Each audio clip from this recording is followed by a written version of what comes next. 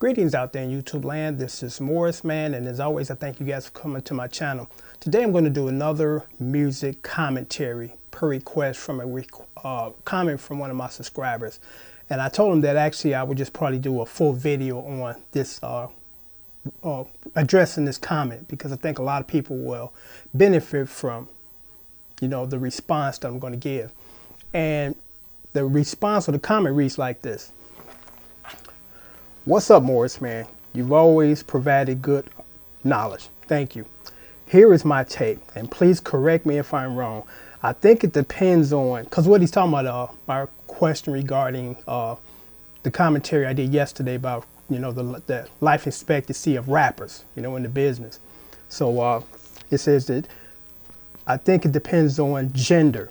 I absolutely agree on the R&B thing. But with the Southern rock, you have groups that have been around for decades, still selling out concerts. And I think one of the biggest problems today is the music company is no longer owned by musicians anymore. Attention, they don't, or to add to mention, they don't really want to play black bands or pay black bands. Back in the day, you start to see the demise of the R&B in the late 80s. And I'm talking about black bands, not black groups. Boyz II Men was a group. A band played their own music. I hate to see this.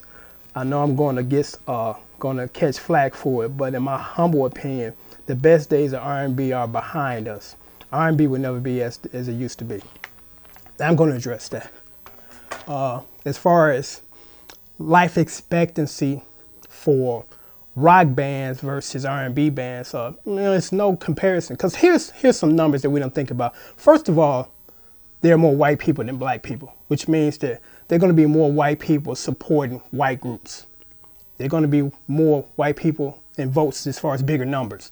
So so we're always going to be under them because the numbers are not there. But one thing about white people versus black, they do support the artists. These guys that stand out all night long and camp out to get tickets. They travel around the country following a Pacific band, the Deadheads, we have to support our bands or our people like that too. And I'm not trying to get into a black and white thing. I'm just stating fact. This is not a racial statement or radical statement or none of that. It's just fact. We don't support our bands like our counterparts do. We show up late at concerts, and when we get there, what we want to do? We want to do this nonsense, fighting, all that kind of crap. So we are at fault when it comes to the demise of black bands. But as far as, and I did actually a whole video on the reason why black bands and R&B won't be the same. It's not a racial thing for the record companies. It's a financial thing. Back in the day, they used to pay 10 guys that were in the band. But now, unfortunately, they don't want to pay 10 people because they don't have to. They get one guy, load him up on backtracks when he go to a concert because they don't even pay the musicians in the background, to cover him. So that's what it is. It's from a financial standpoint. It's not so much of a racial thing, because if you keep selling and keep doing what you're doing, they won't change what's going to happen or what's happening because they're making money. Yeah, you got bands that are still around, Southern rock bands. That's because the audience still demands product from them. They constantly still buy their records and they go to their concerts. We don't do that. That's why, R&B the way it is, because it's never coming back.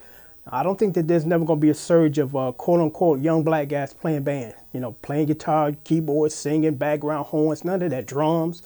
That's going to be this weak backtrack, synthesized, two guys doing the whole album, number synthesized drums and bass and synthesized synth sounds.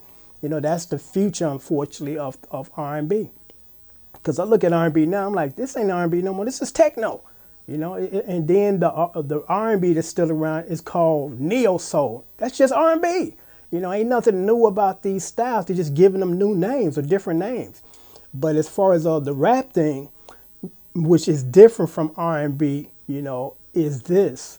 The reason why they have a shorter lifespan, because if R&B bands, or artists, they can actually, rap for a long time if the product is still there. Look at R. Kelly. Been around for a long time, still going strong. But, for rap music, it's just different. It's a youth-driven thing. You know, when was the last time you seen a 55-year-old rap on stage? You know, and if so, it's a nostalgia, you know, a tour. Because, you know, as we get older, we change our taste in music. I don't listen to the stuff that I listened to when I was 19, you know? So it changes, you know, it's just, it's never going to be the same. But let me say this because I want to add this to another video, but I can put it in here. It's wise if you do this, you know, because again, if you get into music entertainment, don't expect to have a 20-year career up in there because it ain't going to happen. But be smart enough, if you're successful enough to make a lot of money coming out of the gate, save some of that money, start thinking about other parts of the music or the entertainment industry that you can get in and nest yourself in. And what I mean is a good example, Mark Wahlberg and Fresh Prince, Will Smith. They realized that, you know, they weren't going to be able to be rapping in their 40s or 50s. So they said, you know what, let's do this acting thing because that's a little more secure because you can act as long as you want to act. You know, if you're good, because as you get older, they just find roles for you according to your age.